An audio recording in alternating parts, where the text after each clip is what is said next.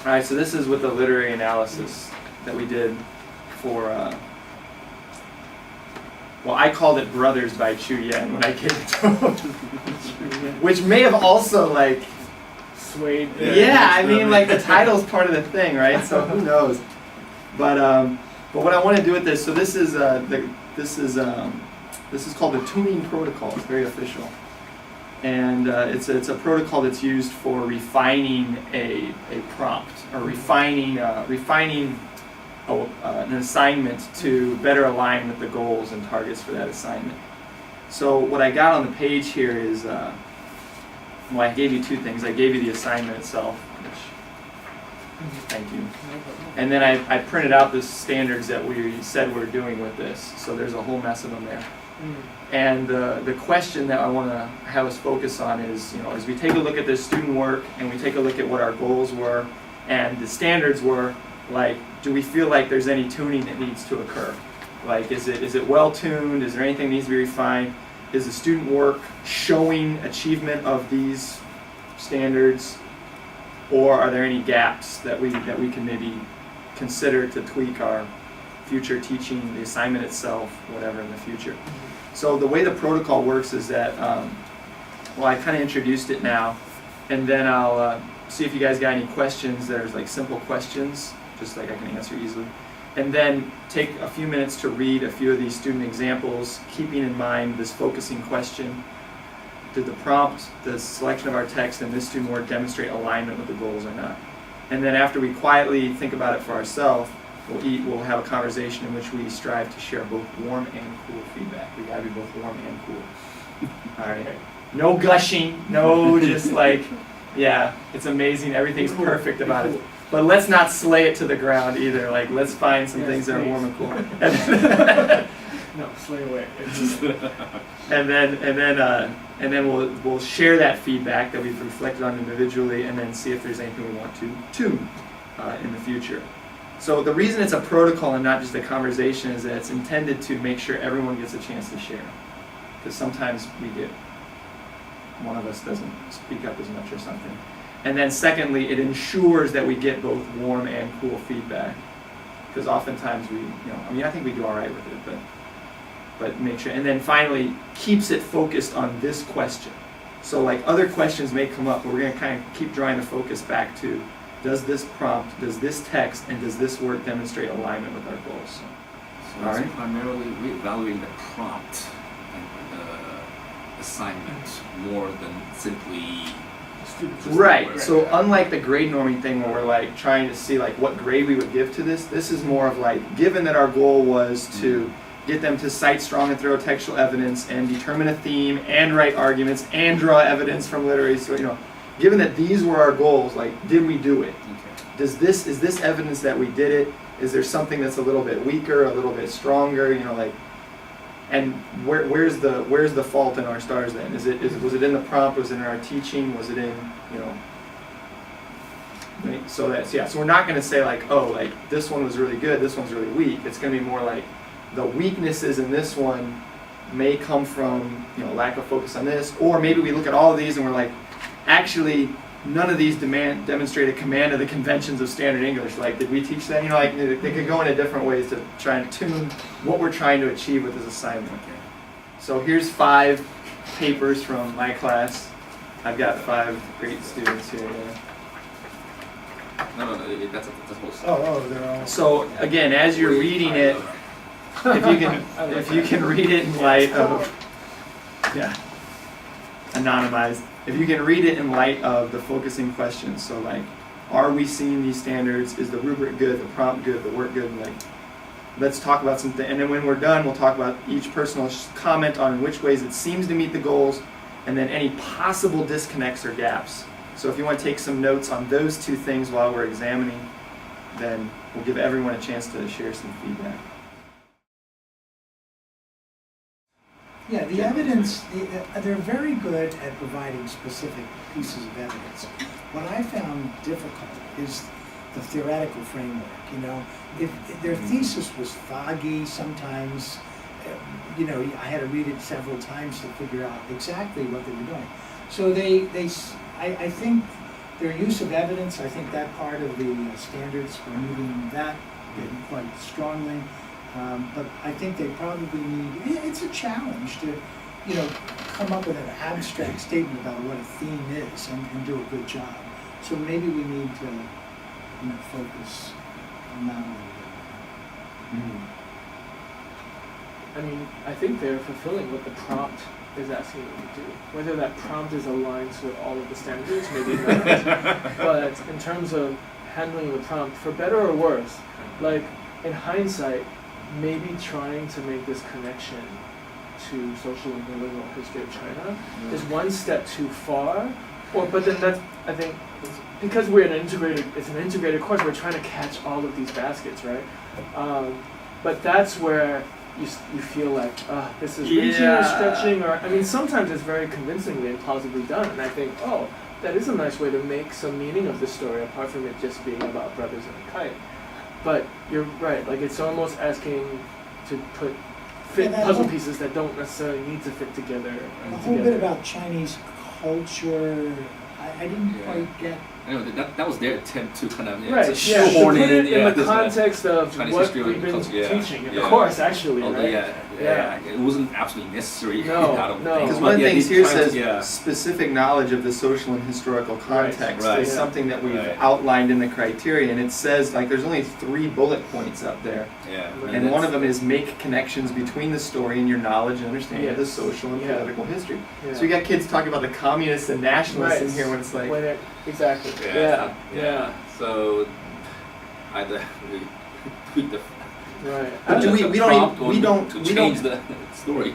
is there a Yeah. standard? Is there a standard that says like, No. I mean like, No, this there is isn't. this is a purely This is a sounded like- hybrid for our Yeah. integrated. standard was just purely a literary analysis Yeah. piece, but yeah, for the prompt, we kind of Right. threw in that little Yeah. bone to the social studies part of the Right. right. Right. It's And now we're doing the opposite with the, see that's that's the thing about the standards in general, is that they're unraveling our interdisciplinary Yes. program, right? They Because come from a model of discrete subjects that are taught.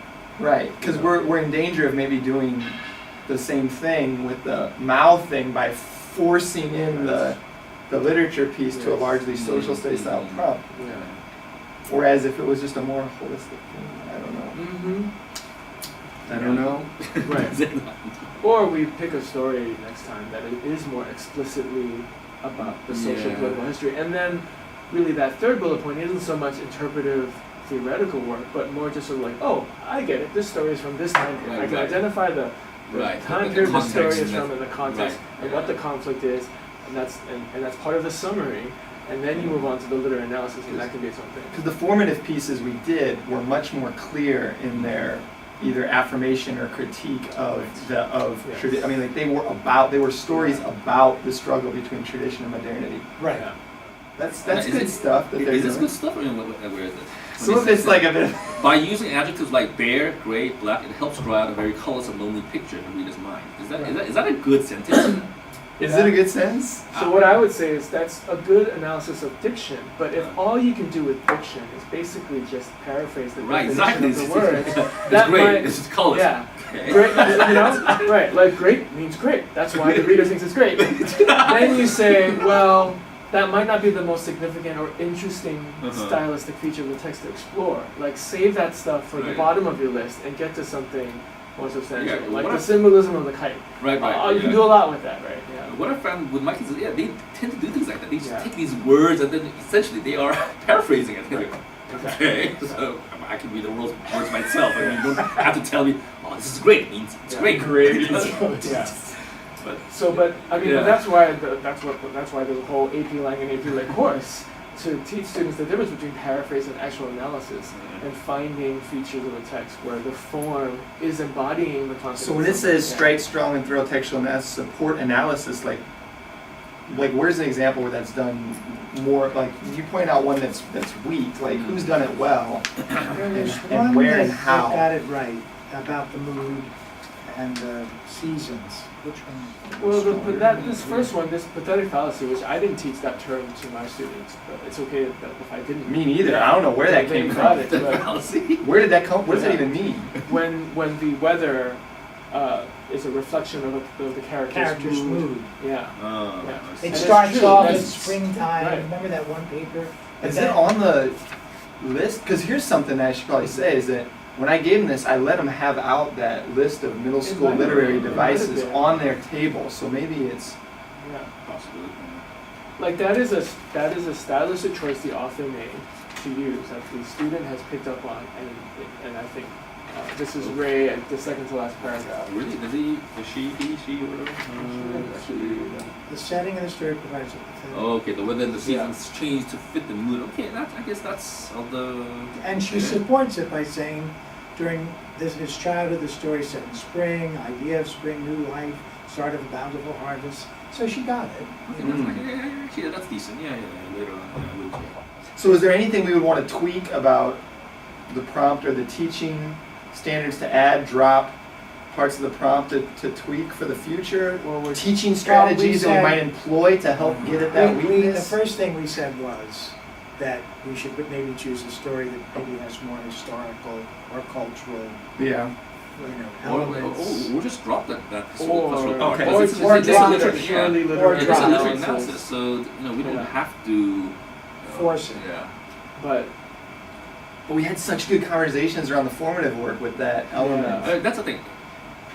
If I want my kids, I mean, yeah, in hindsight, maybe I should have actually gone through, the New York Sacrifice or whatever, and just gone through the different, yes, literary devices and things like that, and sort of show them how you could, write that out. Mm. So, basically, gone through that and then give them this. right. Right. Then they would have been prepared. Yeah. But yeah, when I was going through the New Sacrifice, I was focusing more on the whole sort of The tradition and versus that kind of thing. So yeah, maybe this some of it doesn't match, Right. which means Or- we change this or we Yeah. change the Yeah. what we do with the Right. short stories. Right, or the prompt could be less of a literary analysis and more of a, what does this story tell you about the time in history of China? Yeah, if it was that, then it would fit better with the way I taught the New Sacrifice.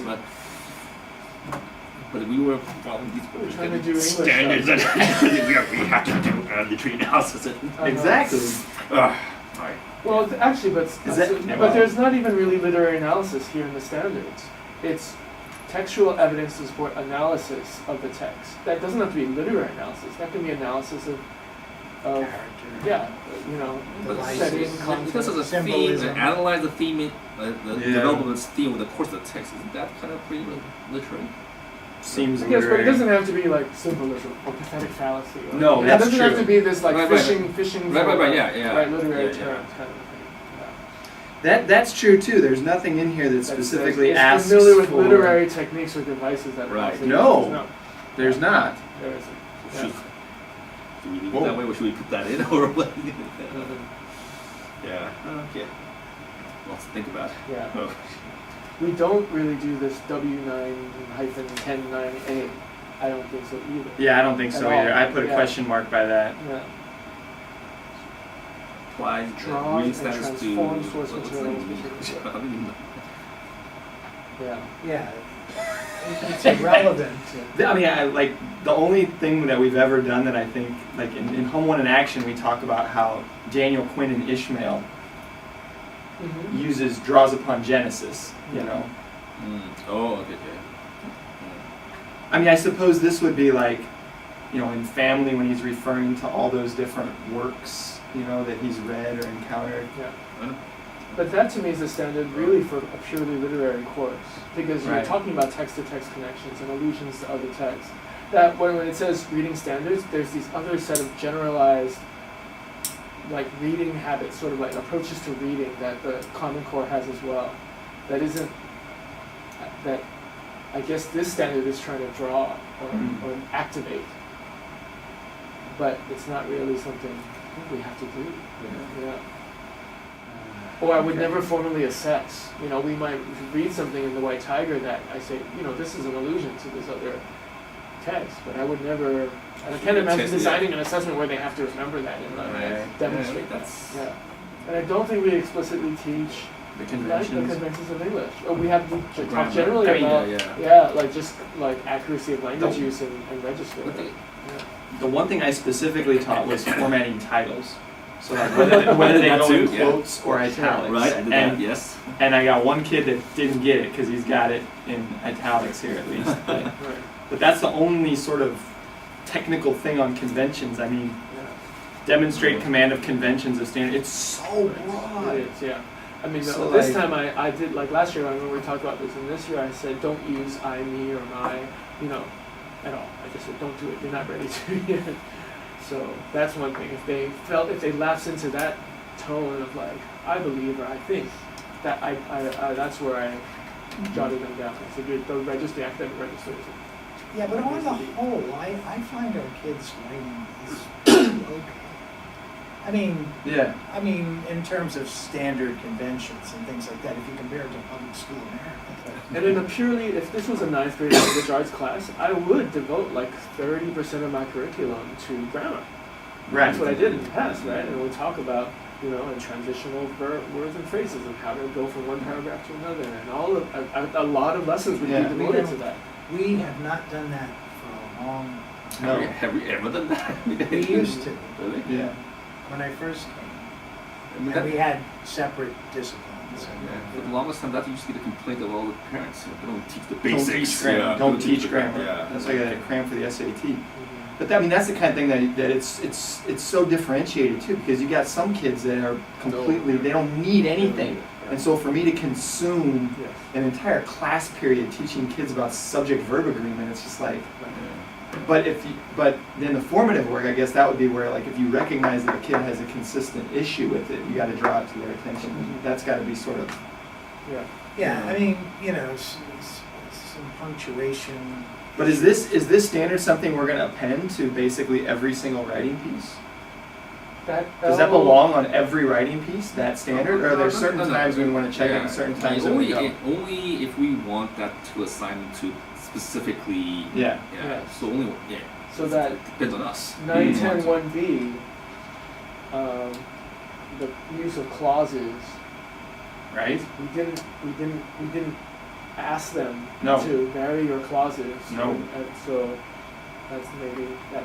So I mean, yeah, ideally. Use an adverbial clause. Right. Yeah.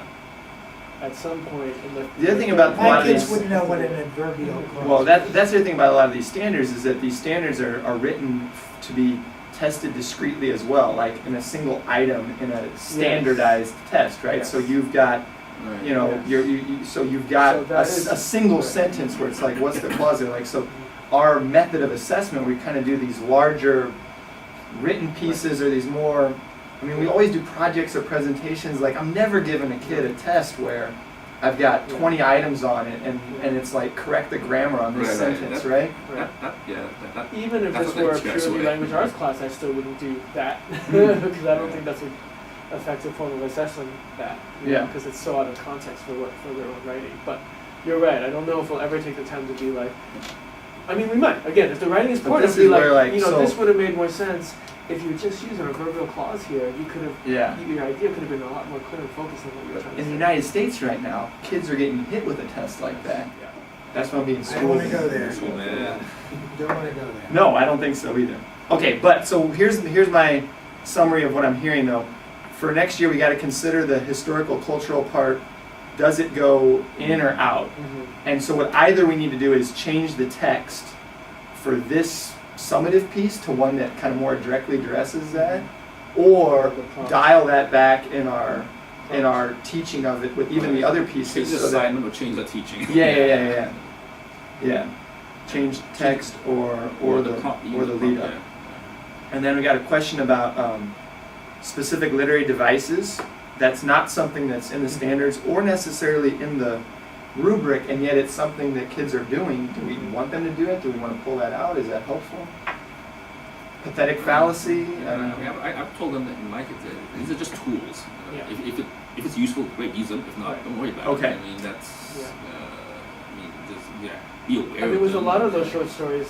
It's even with To Live. It's hard not to talk about it. You want to because Right. it's there. Like it's no. There's no use ignoring that symbolism is being But used. like you Imagery said, is when being we're looking used. at this, a lot of times they're trying to force it because they Right. feel like it's an expectation, Right. and it's like, Yeah, like it if you should just be. gone with what the text said instead of trying to like shoehorn it into this Yes. device or Yes. this. Yeah, that's the danger. And then George's point about, yeah, just better links between the evidence and the thesis. How can we more intentionally teach that? And you had an idea about kind of walking them through the New Year's sacrifice a little bit more intentionally with that, you know, like, Again, if indeed.